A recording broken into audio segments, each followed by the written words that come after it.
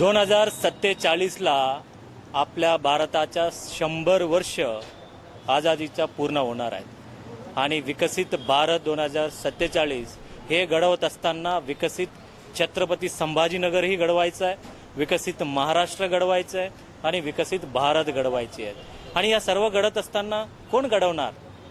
हे घडवणार तुम्ही दिलेला सूचना, तुम्ही दिलेला आम्ही 7 प्रश्नावलीचा एक QR कोड तुमच्याकडे पोहोचतोय आणि त्याच्यामध्ये सहभागी व्हा।